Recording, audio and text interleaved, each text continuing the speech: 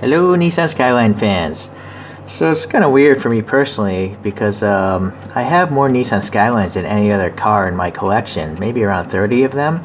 And yet when I think about like the Dream Car Garage Challenge by Big Dad Pacino, I don't think I would actually buy a Skyline if I won the Powerball. There's just so many other cars I would want instead. But for some reason I just love collecting these Skylines. I guess it might be because I didn't grow up seeing these cars. You know, they weren't imported to the States until, the current generation. So all these models to me, I just never seen them and I find them kind of interesting. So anyways, what we are looking at is a model by Konami. It's an old model, and this is the 2000 Turbo GT-ES from 1980. So that would make this a 5th generation Skyline, which was sold between 1977 and 1981, and over 500,000 of those cars were made. I believe this particular GT-ES would have a 2-liter turbocharged engine, an inline 6 that is, and making around 140 horsepower. So I found out, Wikipedia at least is telling me that this thing wasn't even intercooled and there was no blow-off valve, just an emergency pressure release valve, so it wouldn't make that cool psh noise you get with turbos and stuff. So it's also running on 14-inch rims, which is really small by today's standards, 14-inch wheels. But it was a different time. I mean, we're talking decades ago, so I think this again is partially why I like collecting these things. Okay, so anyways, let's take this off the stand here. These Konamis come on these plastic bases. They usually come in a sealed blister pack, but this one is purchased used off eBay, so I can already tell it's got some paint rash problems. And I think it's because it's more than 10 years old. Let's see, in fact, let's just start at the bottom and see when this thing was originally made. Focus. Okay. So that's weird. I don't see any year.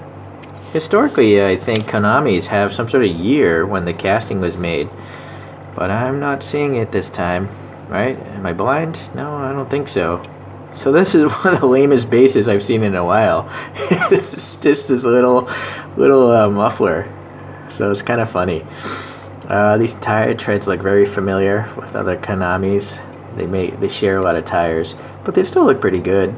I mean, there's some curvature to the sidewall. These wheels are pretty neat. I wasn't able to track down a photograph of a real car with these wheels, but I imagine these must have been available back then. And I really like the red center cap.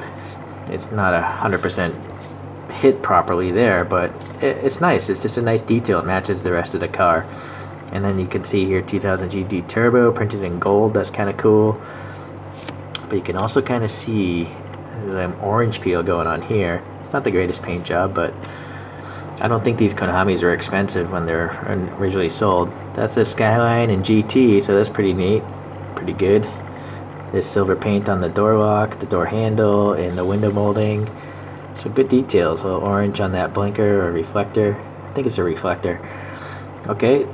And then Konami's have the plastic lights, and this one's got a little orange here for turn signal, so that's good.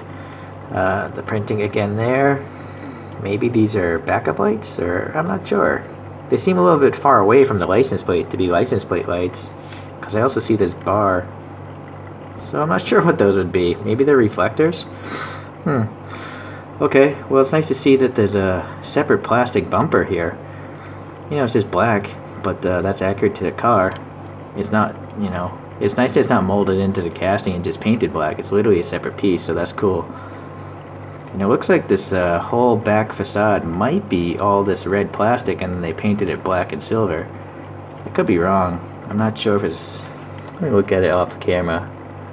I think it is a separate piece, actually. I think the lights are a separate red, and then this is a black piece of plastic also. So it's a lot of extra parts going on. You can read turbo there on the right side. I'm trying to focus on the left side. Might be. I think it says Nissan, right? Yeah, alright. It does say Nissan. Really small print. I mean, just compare that print to my fingernail. Right? So that's pretty thin. Okay, you don't want to see my fingernail. Okay, so I'm assuming this silver thing must be the gas cap.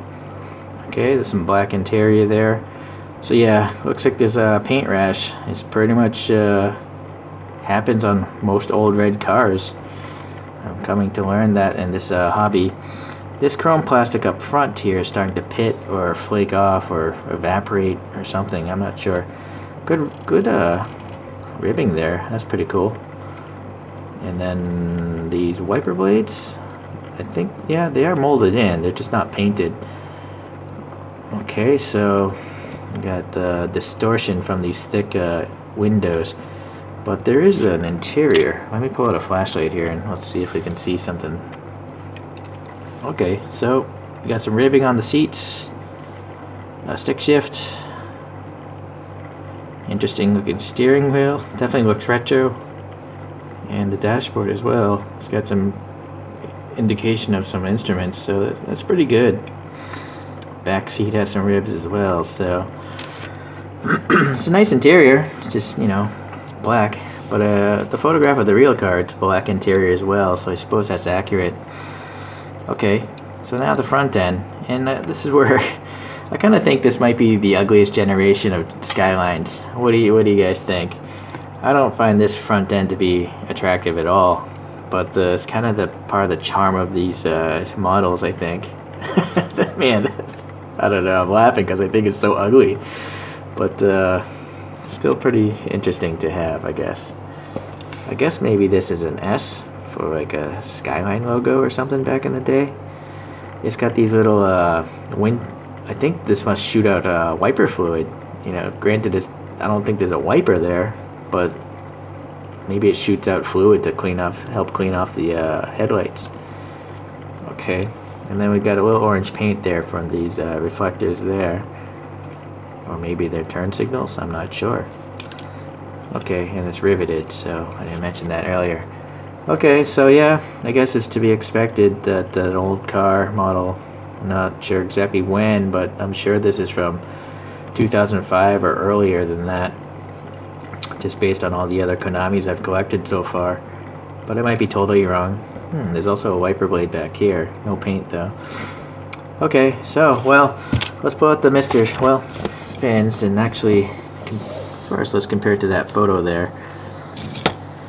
So does it look like that photo? It looks pretty close to me. What do you guys think? Yeah, even the bumper lengths and all that stuff. Pretty good job, Konami. Yeah. Okay. I don't have too many other Skylines of this generation. I have these Hiroshimas. Here's a 4-door version. So it's got the same kind of front end, although it's a bit customized. But it's got that silver paint there to indicate what is, I'm guessing, a chrome piece on the real car. But you know, this thing's totally lowered and modified and stuff, aftermarket wheels and stuff.